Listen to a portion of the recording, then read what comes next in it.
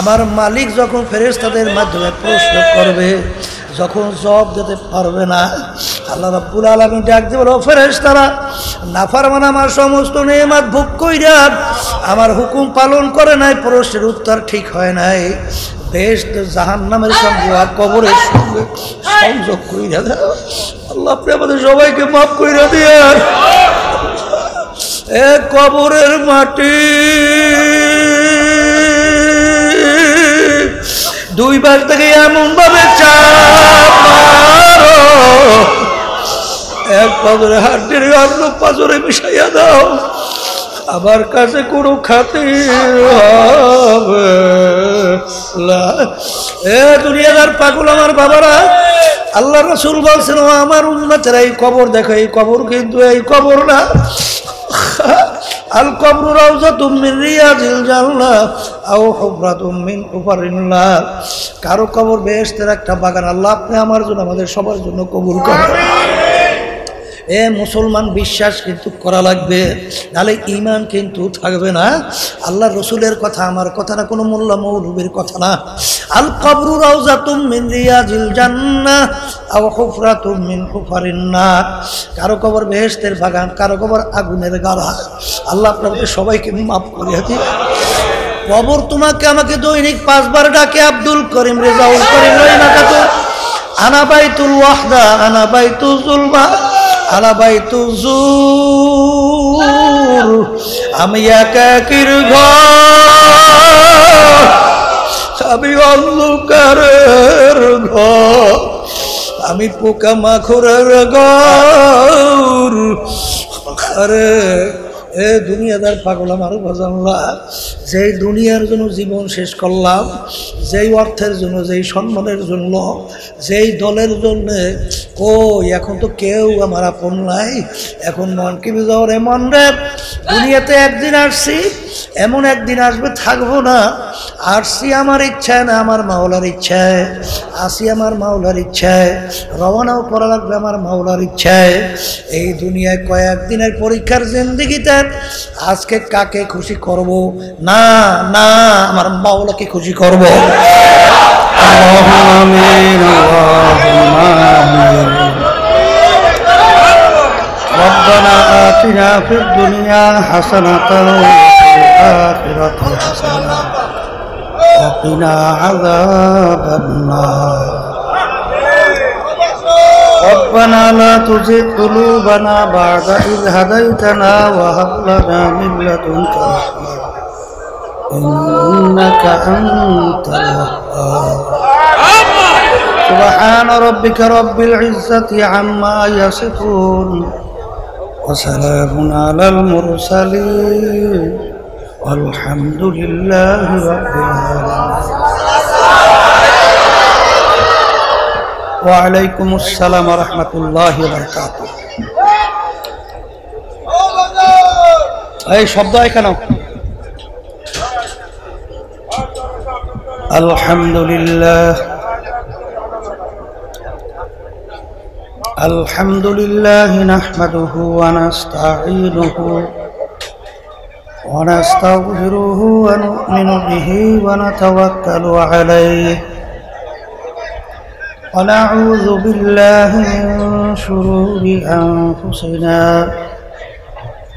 من يهده الله فلا مضل له ومن يضلله فلا هادي له ونشهد أن لا إله إلا الله وحده لا شريك له ونشهد أن محمدًا عبده ورسوله. أما بعد فأعوذ بالله من الشيطان الرجيم.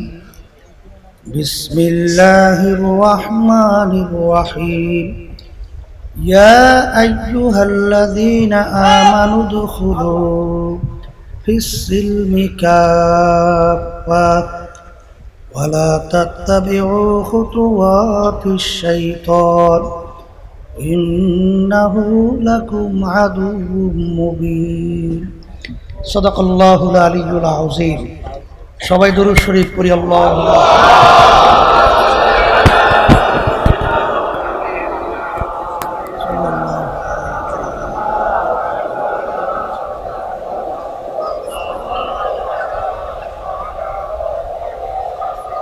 اللهم صل على سيدنا حبيبنا ومولانا محمد صلى الله عليه وعلى آله وأصحابه وبارك وسلم. اللهم صل على سيدنا حبيبنا ومولانا محمد صلى الله عليه وعلى آله وأصحابه وبارك وسلم. শুকরিয়া আদায় করতেছি মহান রব্বুল আলামিনের দরবারে। রব্বুল আলামিন আমাদেরকে তার ফরজ হুকুম এশার নামাজ আদায় করার পরে দ্বীনি মজলিসের ভিতরে দ্বীনি আলোচনা করা শোনার তৌফিক দান করলেন। শুকরিয়া তান বলি আলহামদুলিল্লাহ। আকলমন্দ ইশারা বস আস্ত, যে নাকি জ্ঞানী হয়, অল্প কথার মাধ্যমে সে পুরা বিষয়টা বুঝতে পারে। আমি আপনাদের সামনে কুরআনুল কারীম থেকে আয়াত শরীফ তেলাওয়াত করেছি। আয়াতের ভিতরে আল্লাহ রাব্বুল আলামিন বলছেন, হে ঈমানদারেরা, তোমরা দ্বীনের ভিতরে পুরাপুরিভাবে ঢুকে যাও। আল্লাহ রাব্বুল আলামিন ঈমানদারদেরকে দ্বীনের ভিতরে পুরা ঢোকার জন্য নির্দেশ করছে। কথা ঠিক না? কিভাবে পুরাপুরি ঢুকতে হবে এই আয়াতের শানে নজুলের দিকে তাকাইলেই গুরুত্ব বোঝা যাবে। তবে তা কেমন? এই আয়াত নাজিল হয় আব্দুল্লাহ ইবনে সালাম রাদিয়াল্লাহু তাআলা আনহু তার শানে। আব্দুল্লাহ ইবনে সালাম রাদিয়াল্লাহু তাআলা আনহু প্রথম বয়সে ইহুদি ধর্মের লোক ছিল, পরবর্তীতে তিনি মুসলমান হয়ে গেছে। ইহুদি ধর্মের ভিতরে ধর্মীয়ভাবে উটের গোশত খাওয়া হারাম ছিল, আর মুসলমান ধর্মের মধ্যে উটের গোশত খাওয়া কি হালাল। যেমন আমাদের মুসলমান ধর্মের ভিতরে কুত্তার গোশত হারাম না হালাল? ওই কুকুরের প্রতি আমাদের কিন্তু জন্মগতই একটা ঘৃণা জন্মে। যার কাছে যে জিনিস অবৈধ হারাম, ওর প্রতি তার ঘৃণাও আছে। আব্দুল্লাহ ইবনে সালাম রাদিয়াল্লাহু তাআলা আনহু মুসলমান হওয়ার পরে তিনি অন্যান্য মুসলমানদেরকে বলতেছিল, আমার মুসলমান ভাইরা, আমি যখন ইহুদি ধর্মের মধ্যে ছিলাম তখন ধর্মীয় উটের গোশত হারাম ছিল। আমি ওটাকে হারাম জানছি এবং না খাইয়া প্রমাণ করে দেখাইছি। আর মুসলমান ধর্মের ভিতরে উটের গোশত খাওয়া তো হালাল। যেহেতু আমি মুসলমান হয়ে গেছি, ওটা আমার হালাল জানতে হবে, ওটা আমি হালাল জানি। কিন্তু যেহেতু আমি কোনোদিন খাই নাই, এর জন্য আমার খাইতে একটু ঘৃণা লাগে। হালাল জানছে, খাইতে কি লাগে? ভালো করে বুঝেন, হালাল জানছে, খাইতে কি লাগে? এতটুক শব্দের পরিপ্রেক্ষিতে আল্লাহ রাব্বুল আলামিন এই আয়াত নাজিল করে। আব্দুল্লাহ ইবনে সালাম, আমার হালালকে হালাল জানলে হবে না, খাইয়া প্রমাণ করে দেখানো লাগবে।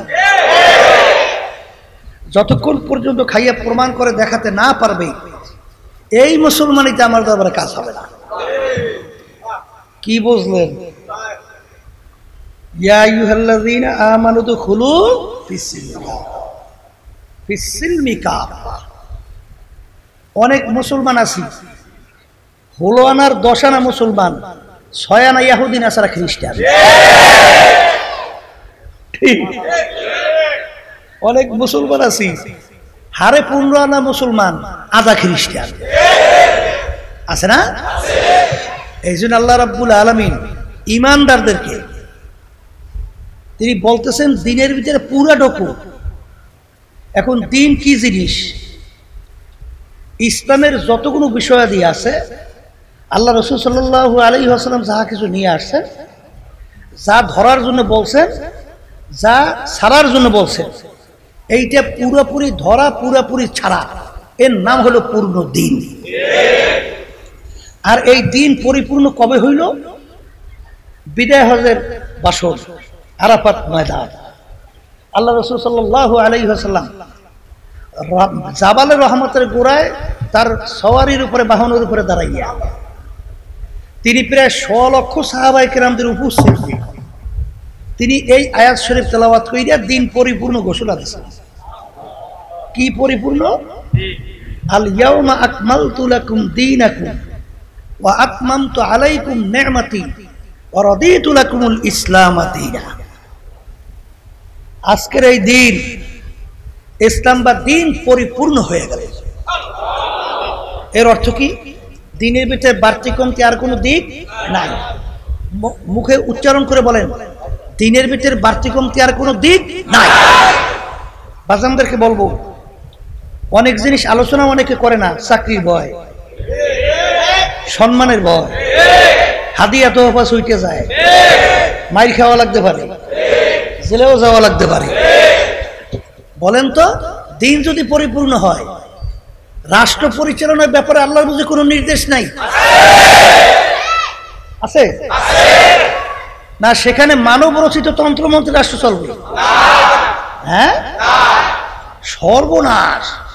আল্লাহ কোরআনুল কারীমে এক জায়গায় নির্দেশ করেছেন, ওয়াজতানিবুত তাগুত, তোমরা তাগুত থেকে পরহেজ হও, ওর থেকে বাঁচো, ওটাকে ত্যাগ করো। তাগুত কাকে বলে? মানব রচিত তন্ত্রমন্ত্র, এটাকেই তাগুত বলা হয়। এই মানব রচিত তন্ত্রমন্ত্র আমাদের দেশের ভিতরে রাষ্ট্র পরিচালনায় এই বিভিন্ন দেশ থেকে ধার করিয়ে নিয়ে আসছে। কেউ নিয়ে আসে আমেরিকা থেকে, কেউ নিয়ে আসে লন্ডন থেকে, কেউ নিয়ে আসে রাশিয়া থেকে।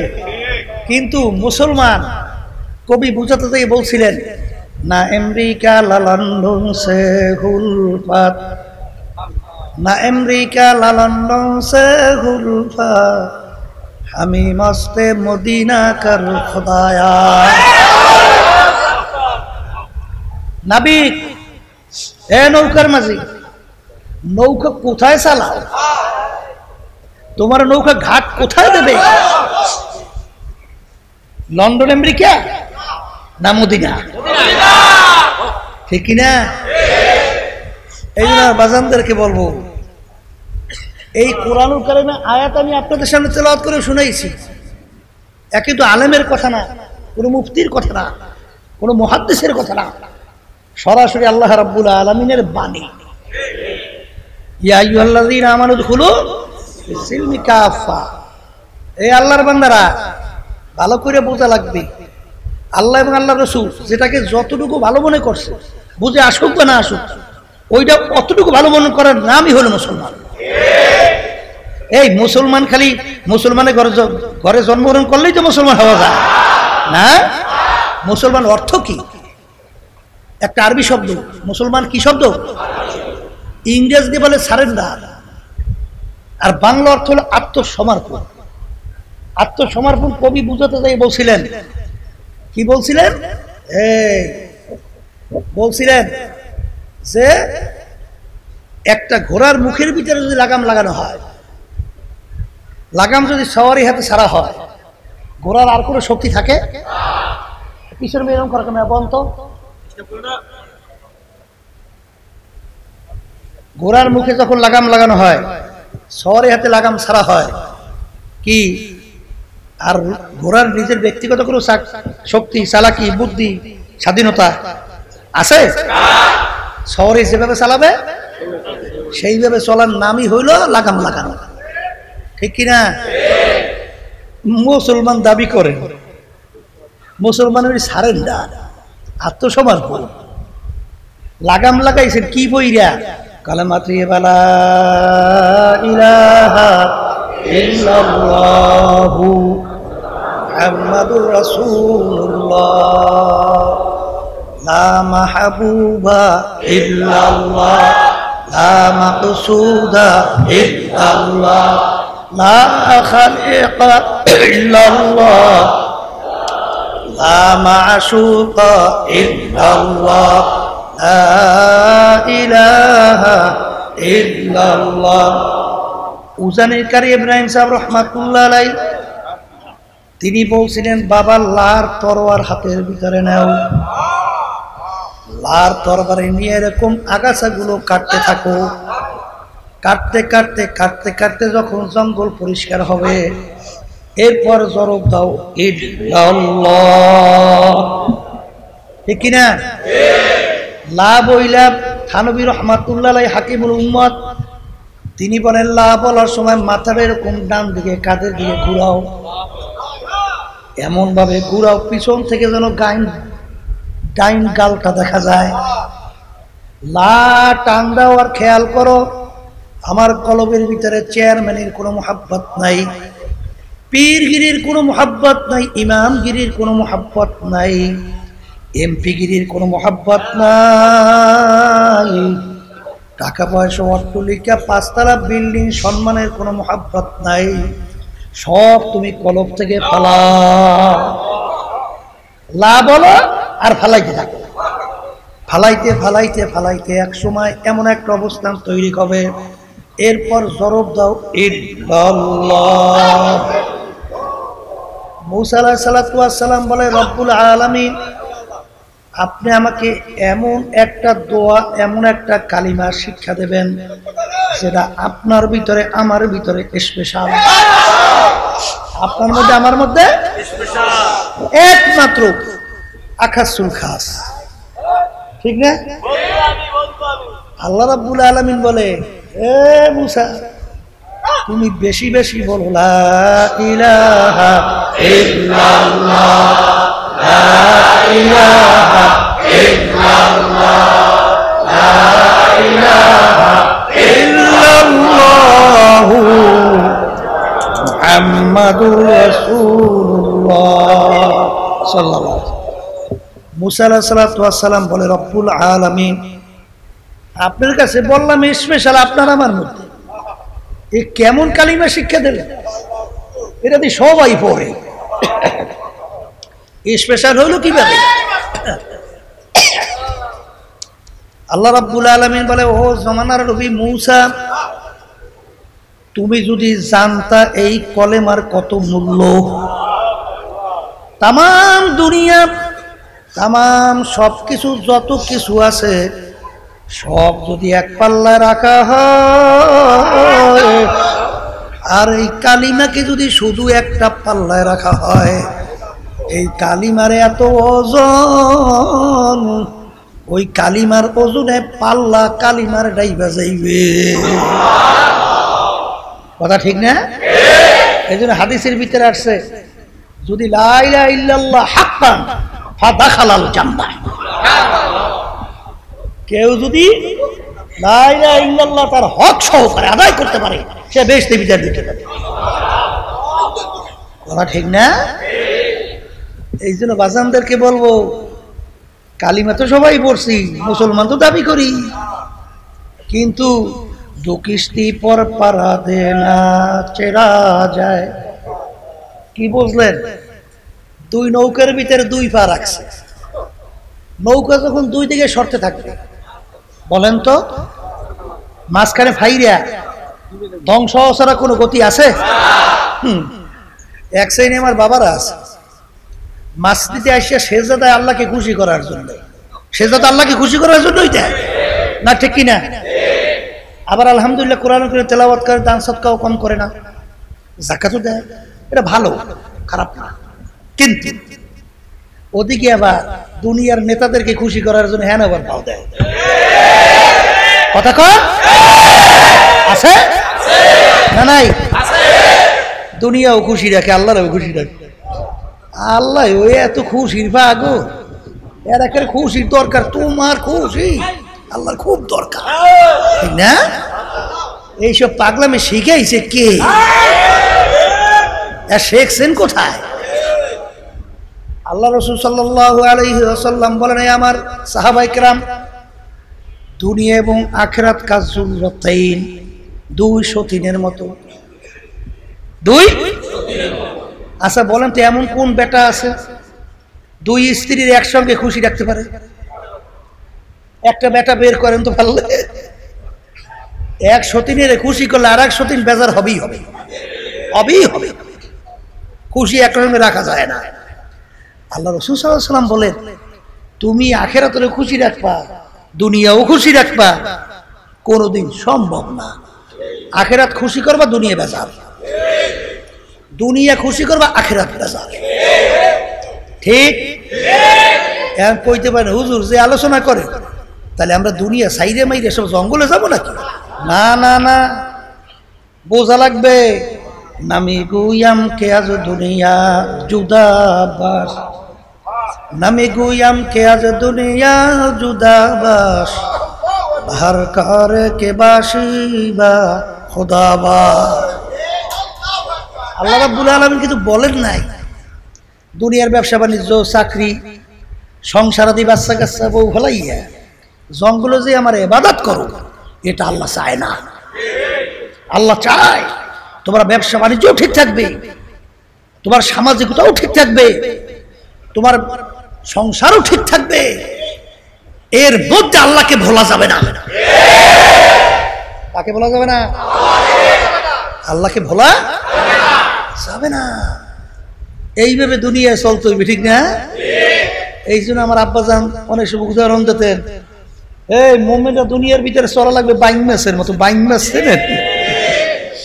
গোলামে তো বুঝেন বাইং মাছ, আমরা কি কোনটা জানি না, বিভিন্ন জায়গায় অন্য অন্য কিছু কয়। বাইং মাছ থাকে কাদার মধ্যে। কোন জায়গায়? আচ্ছা বলেন তো, থাকে কাদায়, ওর কাদা কি গায়ে লাগে? কেমনে কেমনে বাঁচলো? থাকে তো কাদার মধ্যে, কিন্তু কাদা তো গায়ে নাই। মোমেন বান্দা বান্দি থাকে দুনিয়ার মধ্যে, কিন্তু আল্লাহর ফজল ও করমে দুনিয়া তাদের গায়ে লাগে না। অর্থাৎ 3.5 হাত বডির কন্ট্রোল রুম কলবের ভিতরে জায়গা হয় না। ঠিক? এই কলবটাই হইল মূল। মানুষ কাকে বলে? এই মূল কলবটা যার ঠিক, এইটা মানুষ। এই কলব যার ঠিক নয়, ওরা মানুষ নামে পশুর চেয়েও নিকৃষ্ট। ঠিক? আল্লাহ রাসূল সাল্লাল্লাহু আলাইহি ওয়াসাল্লাম বলছেন, কি বলছেন? আর শায়তানু জাসিমুন আলা কলবি বানি আদম। তাহলে বুঝা গেল, এই ইজা মুদগাতা, হ্যাঁ, যে না না ওরা, যাই হোক, যে প্রত্যেকটা মানুষের ভিতরে একটা গোশতের টুকরা আছে। গোশতের টুকরা যখন ভালো হয়ে যায়, তখন ওই মানুষটা পুরা ফেরেশতার চেয়ে সম্মানিত হয়। যেখানে ফেরেশতা পৌঁছতে পারে না, সেখানে এক শ্রেণী আল্লাহর বান্দাবান্দি পৌঁছা যায়। যায় যায় যায় বলে কেমনে যায়? আল্লাহ রাসূল সাল্লাল্লাহু আলাইহি ওয়াসাল্লাম সবে মেরাজে গেছে, গেছে না? সঙ্গী ছিল কেডা? জিবরাইল আলাইহিস সালাতু ওয়াস সালাম। সঙ্গী কেডা? দুইজন চলতেছে। একটা জায়গায় যাওয়ার পরে জিবরাইল আলাইহিস সালাতু ওয়াস সালাম বলতেছেন, ইয়া রাসূলুল্লাহ, হাবিবাল্লাহ, এখন আপনার সামনে একা চলা লাগবে, আমার শক্তি এক পাও দেওয়ার নাই, যদি এক পা বাড়াই জইলে ভুইলে শেষ। এখন আল্লাহ রাসূল সাল্লাল্লাহু আলাইহি ওয়াসাল্লাম একা হইছে না? আল্লাহর সবচেয়ে নৈকট্যের ফেরেশতার নাম কি? জিবরাইল আমিন। এখন সে যাইতে পারে না, যায় কেডা? মানুষ। কথা কয় না? এই অনেকে আবার বিভিন্ন কাজে মনে করি না, আল্লাহ রাসূল সাল্লাল্লাহু আলাইহি ওয়াসাল্লাম কিন্তু আমাদের মতোই মানুষ। কথা ঠিক কিনা? আল্লাহ রাব্বুল আলামিন আয়াত দিয়ে প্রমাণ করে শুনাইছে। ওদিকে লাম্মা বলেছিল আমি যাবো না। এই কথা বলতেছিলাম, অনেকে আছে আল্লাহ রাসূল সাল্লাল্লাহু আলাইহি ওয়াসাল্লাম নূরের তৈরি অমুক কয় না, বাজানদেরকে বলো বাজার বুঝে শুনে কইয়ে। ফেরেশতারা নূরের তৈরি, জিনেরা আগুনের তৈরি, মানুষ মাটির তৈরি। কথা কর। আচ্ছা বলেন তো, ফেরেশতাদের খাওয়া নাই, ঘুম নাই, নিদ্রা নাই, পায়খানা প্রস্রাব নাই, আছে? কথা কেন আছে? আচ্ছা, তাহলে বলেন তো, নবী যদি নূরের তৈরি, আল্লাহ রাসূল সাল্লাল্লাহু আলাইহি ওয়াসাল্লামের কি খানা পিনা নাই? বাচ্চা কাচ্চা নাই? সন্তানাদি নাই? ফেরেশতারা আছে? হ্যাঁ, তাই নূরের তৈরি কে? ফেরেশতা। কথা বুঝছেন? তাই চরিত্রের লাগে আল্লাহ হাবিবের চরিত্র মেলে? আচ্ছা, মানুষের বাচ্চা কাচ্চা হয়? আল্লাহ রসুলের? কথা কইেন। বোকামি স্বর্গে অনেকে আমরা আছি, কল তাকি এই আল্লাহর বান্দারা, যদি কোনো বর্মেয়া হয়, সে যদি আমার পক্ষের হয়, তাহলে আমার দাম বাড়ে না? কথা বলে দাম বাড়ে না? অমুক চেয়ারম্যান আমার মামা, এর অর্থ কি দাম বাড়াইছে? এই প্রধানমন্ত্রী আমার খালা, দাম বাড়াইছে? বাড়াইছে বাড়াইছে বাড়াইছে। এই প্রধানমন্ত্রী দেশে হইলেও দাম বাড়ে, কলে আমি গোপাইলিয়া, আমি গোপাই। কথা ঠিক? আমার বাড়ি গোপালগঞ্জ। এই কয়কা দাম বাড়ায়? কি বাড়ায়? তাই আল্লাহর নবী যদি নূরের তৈরি দলে ভরিয়ে যায় ফেরেশতা, তাহলে তোমার দাম বাড়ছে না কমছে? কথা কয় না? কমে যায় না? এই নবীকে যদি আমার পক্ষে রাখি, তাহলে আমাদের দাম বাড়ে। ঠিক? এই জন্য বাজানদেরকে বলবো, লম্বা আলোচনায় মধ্যে যাবো না, সঙ্গে বলতেছি।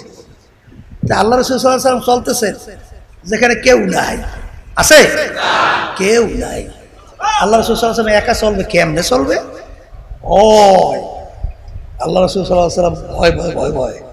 আল্লাহ রাব্বুল আলামিন তার সবচেয়ে কাছের সাথী আবু বকর সিদ্দিক রাদিয়াল্লাহু তাআলা আনহু, তার আওয়াজ আল্লাহ তার কানে পৌঁছাইতেছিল। আবু বকর সিদ্দিক রাদিয়াল্লাহু তাআলা মনে করলেন আমার না, আল্লাহ রাসূল সাল্লাল্লাহু আলাইহি ওয়াসাল্লাম মনে করলেন যে আমার সঙ্গে আবু বকর আছে। ঠিক?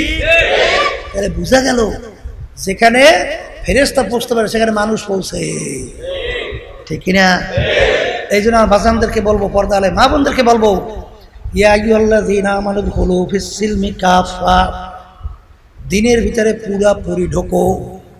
ব্যক্তিগত জীবন থেকে শুরু করে, পারিবারিক জীবন থেকে শুরু করে, সামাজিক জীবন থেকে শুরু করে, আন্তর্জাতিক রাজনৈতিক সুরাতে সিরাতে কামাইতে খরচে, রাজনৈতিক জীবনে সর্বক্ষেত্রে আল্লাহ এবং আল্লাহর রসুলের নির্দেশ অনুযায়ী চলার নাম, চালাবার নামই হলো মুসলমান। আমার আব্বাজান রহমাতুল্লাহ আলাইহি বলতেন, বাজান কোনো দলাদলি বুঝি না, আমাকে গালি দিলেও কিছু আসে যায় না, কারণ বাজার আমার কবরে আমি যাব, তোমার কবরে তুমি যাবা, তোমার কবরের প্রশ্নের উত্তর তুমি দেবা, আমার কবরের প্রশ্নের উত্তর আমি দেব। সরমনাই পুরান মুজাহিদরা মনে আছে, আমার আব্বাজান রহমাতুল্লাহ আলাইহি বলছিলেন, আজকে বাংলাদেশ ও তাম দুনিয়ার ভিতরে লক্ষ লক্ষ মানুষ, কোটি কোটি মানুষ আমার জন্য আজকে মহাব্বতে অস্থির। আরে আমার একটা সুবিধা অসুবিধা হইলে জান দেওয়ার জন্য দায় হয়ে যায়, কিন্তু বাজান রে, আমি ভালো করে চিন্তা ভাবনা করে দেখলাম, আমি ফজলুল করিম যেদিন দুনিয়া থেকে বিদায় নিয়ে কবরে চলে যাব, তোমরা আমার সঙ্গে কেউ যাইতে পারবে না। আরে আমার কবরে প্রশ্ন উত্তর আমাকেই দিতে হবে। যারা দলে পড়ছেন, যারা টাকার পিছনে পড়ছেন, যারা বংশের পিছনে পড়ছেন, আমি সেই বাজানদেরকে বলবো, দলাদলি ছাড়ো বাজান রে, পুরা মুসলমান হইয়া পুরা দিনের ভিতরে ঢুইকাম, তারপর দুনিয়া থেকে বিদায় নিয়ে কবরে যাওয়ার প্রস্তুতি গ্রহণ করো। কারণ কবরে কিন্তু কোনো দলাদলি নাই। কবরে কিন্তু প্রথম প্রশ্ন মান রব্বুকা, দ্বিতীয় প্রশ্ন আমার দীনুকা, তৃতীয় প্রশ্ন আল্লাহর হাবিবকে দেখাবেন মান হাযার রাজুল, বলো ব্যক্তিকে। এই তিন প্রশ্নের ভিতরে কিন্তু কোনো কোথাও পান নাই তুমি চরমনাইয়ের লোক কিনা, তুমি সারসিনার লোক কিনা, তুমি জৈনপুরের লোক কিনা, তুমি আওয়ামী লীগের লোক কিনা, তুমি বিএনপির লোক কিনা, তুমি জাতীয় পার্টির লোক কিনা, তুমি বড় বংশের না খারাপ বংশের, তুমি সুন্দর না কালো, শিক্ষিত না অশিক্ষিত, এই পরিচয় কিন্তু কবরে প্রশ্নে নাই। এই জন্য বাজানদেরকে বলবো, যারা নাকি আজকে দুনিয়ার ভিতরে চক্ষু খোলা, বিভিন্ন টাকা পয়সার গরমে, বিভিন্ন ক্ষমতার গরমে, বিভিন্ন দলের সঙ্গে জড়াইয়া বিভিন্ন নেতা দায়িত্ব পালন করার গরমে ধরাকে যারা সরা জ্ঞান মনে করেন না, আমি সেই বাজানদেরকে বলবো, বাজান এই ক্ষমতায় টাকার গরম, এই সম্মান কয়দিন। আমার আব্বাজান রহমাতুল্লাহ আলাইহি বলতেন, বাজান ডাকাইতের দলের সর্দার থাকে, ওর কত পাওয়ার, দলীয় লোক যদি কোনো অন্যায় করে অনেক সময় ফায়ার করে মেরে ফেলায়, বুট দিয়া লাথি মারে, জুতা দিয়া পড়ায়। ওরের মাতুকবাড়ি সর্দারি কতক্ষণ? পুলিশের হাতে অ্যারেস্ট হওয়ার আগ পর্যন্ত। যখন পুলিশের হাতে অ্যারেস্ট হয়ে যায়, যখন বুট দিয়া যখন পাড়ায়, তাকে পাড়াইয়া যখন হাত পাও ভেঙে ফেলায়, কোথায় যাবে আর বাবুগিরি, কোথায় যাবে সর্দারগিরি? এ দুনিয়াদার পাগল আমার বাবারা, আল্লাহ মস্তে আসে মস্তে মাসু বাদশাহ মালে মস্ত, পীরে মস্তে জিরে মস্তে শায়েখে দর আসরারে মস্ত। দুনিয়ার ভিতরে যত মানুষ বিচার করে সব কিন্তু পাগলের দল। কেউ বা পীর হওয়ার জন্য পাগল, কেউ বা এমপি মিনিস্টার চেয়ারম্যান এমপি বাজান সভাপতি সেক্রেটারি হওয়ার জন্য পাগল, কেউ বা দরবেশ হওয়ার জন্য পাগল, কেউ বা সুন্দর বিল্ডিং তৈরি করার জন্য পাগল, কেউ বা বাজানরে সুন্দরী মেয়ে বিবাহ করার জন্য পাগল। আর একদল মানুষ দুনিয়ায় বিচারণ করে, তারাও কিন্তু একদল পাগল, তারা আমার মাওলার পাগল। এ দুনিয়াদার পাগলেরা, যারা আজকে দুনিয়ার পাগল হইয়া আজকে যারা ধরাকে সরা জ্ঞান মনে করেন না, আমি সেই বাজানদেরকে বলবো, মাঝে মাঝে একটু চক্ষু বন্ধ করো, মোরাকাবা করো। হাকিকত সে তো দুনিয়া বেখবর হ্যায়, দুনিয়া কি নুমাইশ বল। এই দুনিয়াদার পাগল আমার বাবারা, যেদিন তোমার রুটা ভিতর থেকে বের হবে, যেদিন সাদা তিনটা কাপড় দিয়া প্যাঁচ দিয়া ফেলে রাখবে, এখন তাকাইয়া দেখো রুহ তনসে উড়গাই, মুর্দা কি হালত ক্যা হই। কই তোমার বমগিরি, কই তোমার দরবেশগিরি, কই তোমার পীরগিরি, কই তোমার মুক্তিগিরি, কই তোমার চেয়ারম্যান মেম্বার এমপি মিনিস্টারগিরি, কই তোমার সভাপতি সেক্রেটারিগিরি, কই? এখন সাদা তিনটা কাপড় দিয়া তোমাকে প্যাঁচ দিয়া ফেলাইয়া রাখলো, এখন তাকে দেখো কেমন দেখা যায়। বর্মেয়াকেও কিন্তু তিনটা কাপড় দিয়া প্যাঁচ দিয়া ফেলাইয়া রাখবে। রাস্তার ফকির, তাকেও কিন্তু তিনটা কাপড় দিয়া প্যাঁচ দিয়া ফেলাইয়া রাখবে। বাজান বর্মেয়ার জন্য 3.5 হাত কবর, ছোট মেয়ার জন্য, রিক্সাওয়ালার জন্য 3.5 হাত কবর। ইমাম সাহেব যখন জানাজা নামাজ পড়ায়, বাজান বর্মেয়ার জন্য তাকবীর 4টা, রাস্তার ফকিরের জন্য কিন্তু তাকবীর 4টা। আরে এই অবস্থায় কবরে রেখে আসবে, এখন কবরের অবস্থার দিকে তাকাইয়া দেখো, যদি আমার মাওলার হুকুম নবীর তরিকা অনুযায়ী না চইলা, যদি ওই কবরের ভিতরে সবাই শুইয়া বসো, আমার মালিক যখন ফেরেশতাদের মাধ্যমে প্রশ্ন করবে, যখন জবাব দিতে পারবে না, আল্লাহ রাব্বুল আলামিন ডাক দিয়ে বলো, ফেরেশতারা নাফরমান আমার সমস্ত নেয়ামত ভোগ কইরা আমার হুকুম পালন করে নাই, প্রশ্নের উত্তর ঠিক হয় নাই, বেহেশত জাহান্নামের সঙ্গে আর কবরের সঙ্গে সংযোগ কইরা দাও। আল্লাহ আপনি আমাদের সবাইকে মাফ কইরা দিয়েন। এ কবরের মাটি দুই পাশ থেকে এমন ভাবে চাপ মারো, এক পাজরে হাড্ডির অন্য পাজরে মিশাইয়া দাও, আমার কাছে কোনো খাতির হবে না। এ দুনিয়াদার পাগল আমার বাবারা, আল্লাহ রাসূল বলছেন, ও আমার উম্মতেরা, এই কবর দেখো, এই কবর কিন্তু এই কবর না। আল কবরু রাউযাতুম মিন রিয়াদিল জান্নাহ আও হুফরাতুম মিন হুফারিন নার। কারো কবর বেহেশতের একটা বাগান। আল্লাহ আপনি আমার জন্য, আমাদের সবার জন্য কবুল করেন।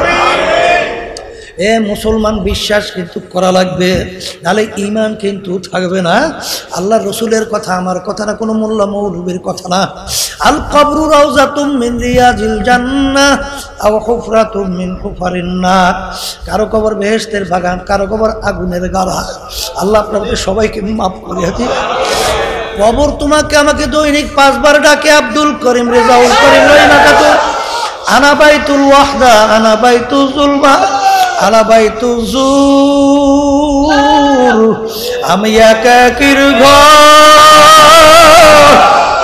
আমি অন্ধকারের ঘর, আমি পোকামাকড়ের ঘর।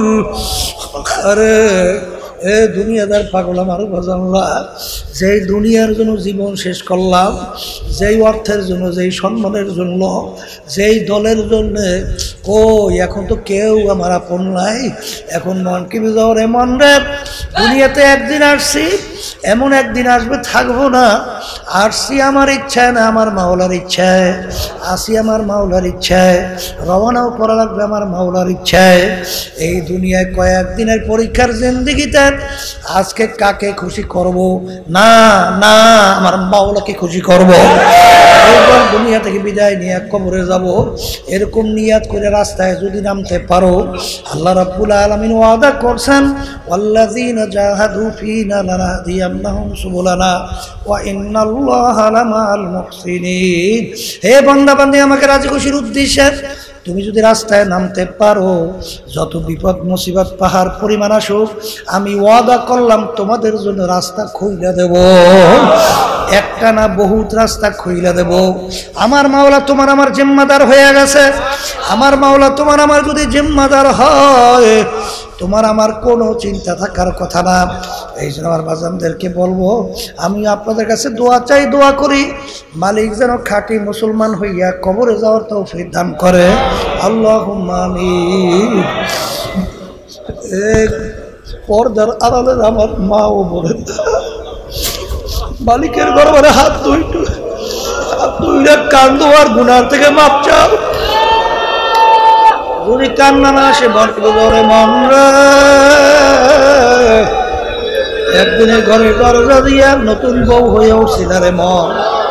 কত মেয়ে লোকে শরবত খাওয়াইল, কত মেয়ে লোকে বাতাস করলো। আবার এমন একটা দিন আসবে, এই ঘরের দরজা দিয়া মোরা লাশ হইয়া বের হও। ছেলে কান্দবে, মামা করে, মেয়ে কান্দবে, মামা করে, জবাব তো আর দিবা না। এ আল্লাহ, আপনার মসজিদের মাঙ্গিনার দিকে তাকাইয়া দেখেন, এই মসজিদের ভিতরে তাকাইয়া দেখেন, কত সাদা দাড়িওয়ালা আমার বাবাদেরকে নিয়ে হাত তুললাম, কত নাবালেক তলবে হাত তুললাম, কত জাকিরিন শাকিরিন বান্দাদেরকে নিয়ে হাত তুললাম, কত আপনার নায়েবে রাসূলদেরকে নিয়ে হাত তুললাম। এর ভিতরে যেই হাত পছন্দ বরকতে আপনি আমার সহ আমাদের জীবনের গুনাহ কথা মাফ করে দেন। আল্লাহ, আমরা যারা হাত তুলছি, আমাদের আম্মা আব্বা আত্মীয় যারা কবরে শুয়ে রয়েছে, সবার কবরকে বেহেশতের বাগান বানান। ইয়া আল্লাহ, আমাদের অসুস্থ সবাইকে সুস্থ করে দেন। আমাদের আম্মা আব্বা আত্মীয় যার কবরে শুয়ে আছে, বেহেশতের বাগান বানাইয়া দেন। যাদের আল্লাহ সব আপনাদের সুপুর্দ করলাম, দয়া মায়া